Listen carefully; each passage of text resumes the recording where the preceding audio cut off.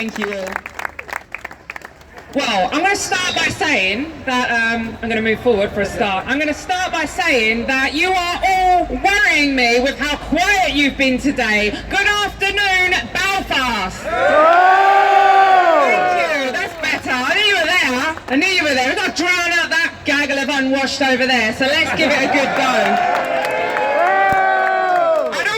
To just congratulate my co-leader here, my colleague Paul Golding, on his goalkeeping skills, because we know that if he gets sick of saving the country, which I know will never happen, we can always roll him out as England's new goalkeeper after that save. Well done.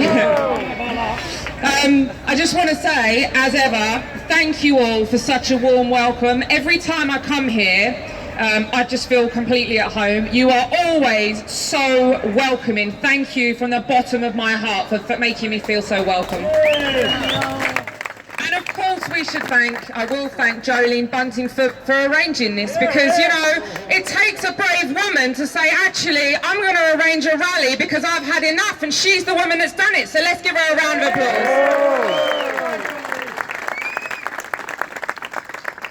Everyone who's here today is here because we recognise that there is a threat to us, to our people, to our safety, to our nations, and that threat is terrorism.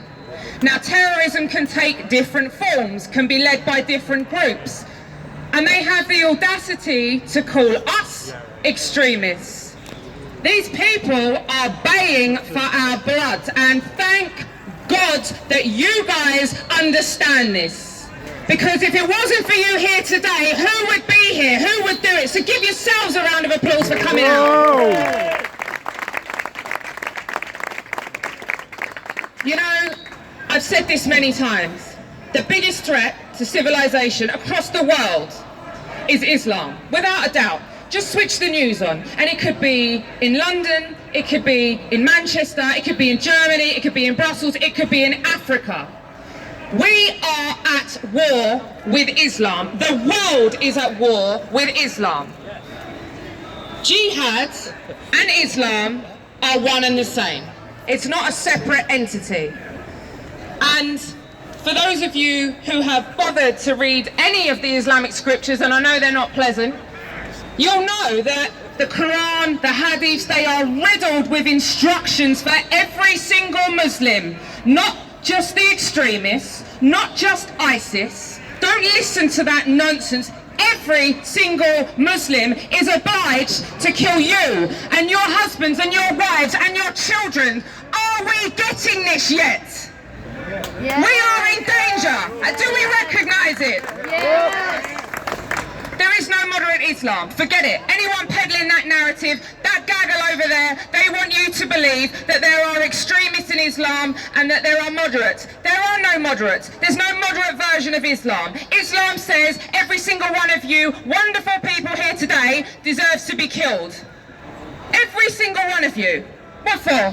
Because you don't believe in their false prophet. Because you don't believe in a prophet who took a child bride or committed genocide, mass murder. That's your only crime. You all deserve to die for it, just like I do. And you know, we talk about the different forms of terror. It's quite obvious when something is an inherent problem. See, I know over here you guys have suffered. I know this. It doesn't go unnoticed. Over on the mainland, there is an element of ignorance. And you only have to come here and speak to people to recognise the suffering. I know what you have suffered, and I know what you continue to go through. And I understand that the terrorism waged by Republicans is just as bad as the Muslims, and I plan to stand with every one of you to fight the bloody lot of them. See, the problem we have with Republican terrorism is that they can peddle a narrative that they are Christian, and they are not. Okay? I stand before you as a Christian, and I am telling you that these people are not Christian. But I can tell you that these terrorists who are waging jihad in the name of Allah, they are Muslims. See, here's the problem. You follow the Bible, you're very good to each other. You follow the Quran, you have to kill every non-Muslim in sight. That's the reality. That is the new threat. It's time we came together. It's time the world came together and united against the one common enemy, which is Islam. I know that you guys recognize this, and I thank you for standing with me. The world is at war, and close to my home, I'm from London, as you can probably hear. My hometown is completely gone. London has fallen. Make no mistake about that. When we gave our capital city to Sadiq Khan, to a Muslim mayor who has stood on a platform with Islamic extremists, London fell for good. I can't walk through the streets of my hometown without being spat at in my face by dirty Muslim extremists. I can't walk through the streets of East London without being attacked. I have to take security guards with me. This is no joke. People don't realise what is going on in London, what is going on in Bradford, what's going on in Birmingham. I'm telling you now, I'm pleading with you now, do not let it happen here. In fact, you know what? I won't bloody let it happen here. How about that? Is, in my opinion, the last line of defence for Britain. I truly believe that. I believe that on the mainland, people have become so complacent and have been so brainwashed by the establishment that is peddling this false narrative about liberalism and multiculturalism and appeasing Islam. I look around me when I'm on the mainland and there's a handful of people around me, and the ones that come out are staunch and I love them to death, but I stand there and I think, where are all the men? Where are the men? I'm standing on the street corner confronting Islamic terrorists and there's no one beside me. A few people, a few staunch patriots. At least when I come over here, I know that you guys are a bit more prepared. Because of what you've been through, it's time the mainland took some of this strength, took some of this honour, took some of it from you guys. You need to bring it over to our mainland, because I'm telling you, we are in this together and it will be you that we will be calling upon.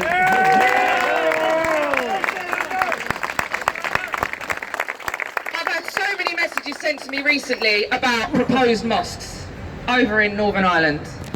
And let me tell you now, I know that there's a couple of mosques, and I know that they don't do particularly well when they try and get any more. But let me tell you now, they won't stop. They will never stop. They will file application after application to get another mosque built. And if they don't get one, they'll just convert a house into a mosque. And then the council will be forced to let them have it as a mosque because it's their religious right. And this is how they infiltrate, okay? This is how it happens. Now, I know that people here recognise this, because people here today have come up to me and told me about another mosque that's being proposed, that's supposedly being built over here, over my bloody dead body. Yeah.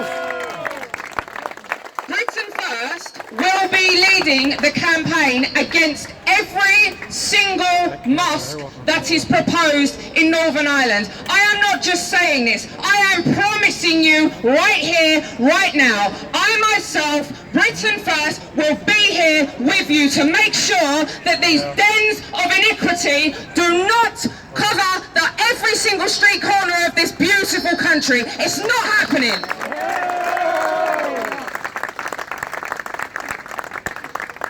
I won't watch Ulster fall. No way. I watched London change.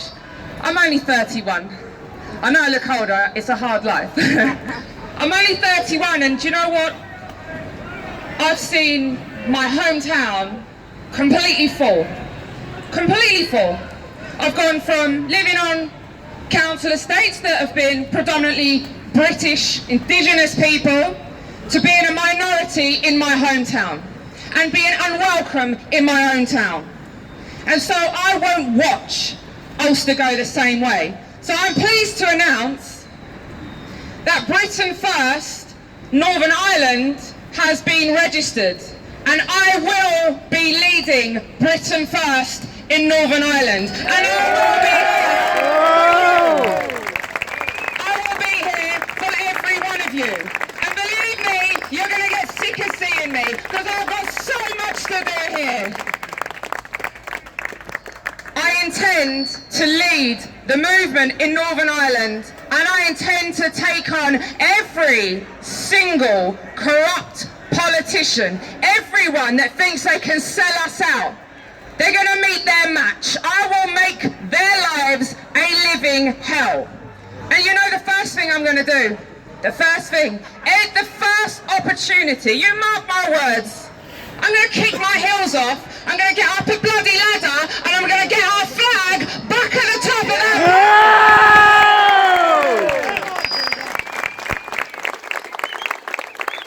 You know, Paul Rimmer said about the Bible, about being pushovers, about being meek. Do you know what it said in the Bible? It said that Jesus himself, when he went into the temple and they were mistreating it and they were abusing it, what did he do? He got angry. He turned the tables upside down. He went crazy at people. He got really angry because he told them, do not disrespect my temple. Well, this, ladies and gentlemen, is our temple, and we should get angry when people disrespect it. The time is now. This is our country. These are our flags. These are our people. For anyone who wants to try and threaten us, bring it on. Because the battle can commence right here today. Britain first is established here. We're going nowhere. If anybody wants to take us on, then bring it on, and I will have every single one of you beside me gladly. God bless every single one of you. No surrender! No surrender!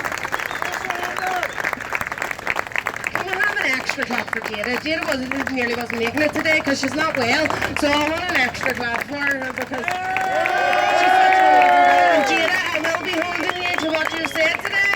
So, guys, Jada has made some extremely good points about Islam, and this is a worldwide threat. These savage killings are taking place on an almost daily basis. Around the world, Christians, Sikhs, Jews, and all other religions are being slaughtered for their beliefs. Yet we point out that Islamic teachings and laws are teachings of violence and oppression of women, and we're labelled racist and fascists. I don't care what colour your skin is. I don't care where you come from. If your faith teaches you that you should murder people, if they don't conform to your beliefs and your ideology, then your faith needs to be opposed. Now, our next speaker is the leader of Britain First, and I'm really looking forward to welcoming Paul Golding to the mic. Whoa! Thank you very much, everyone, for this warm welcome. Both me and Jada are thrilled to be over here. You probably see my online reports of I was over on the 12th of July. This sound system's annoying. I was over on the 12th of July. I pretty much come every year. It might surprise you to know that Britain First was conceived and launched in Northern Ireland. I remember being in an office with two other people in Dundonald near Stormont, and there was three of us sat around the table, and we looked around at the political scene, the political landscape, and there was nothing in this country with any backbone that would stand up for our people. We resolved right then that we would launch a movement, and carry out a 30-year struggle to save our country. It's going to be a long, hard road. We might not survive this struggle. England is going to descend into civil war. There's going to be bloodshed. You've seen the template for this kind of thing over in Northern Ireland during the Troubles. That is going to come to the mainland, except it's going to be far more vicious and bloodthirsty. But myself and Jada and the rest of our movement, we started off with 3 people, and now we number millions around the world. And I can tell you now, we will not stop. No matter how many times they shoot us, stab us, throw cans at us, no matter how many times they try, the police arrest us, throw me in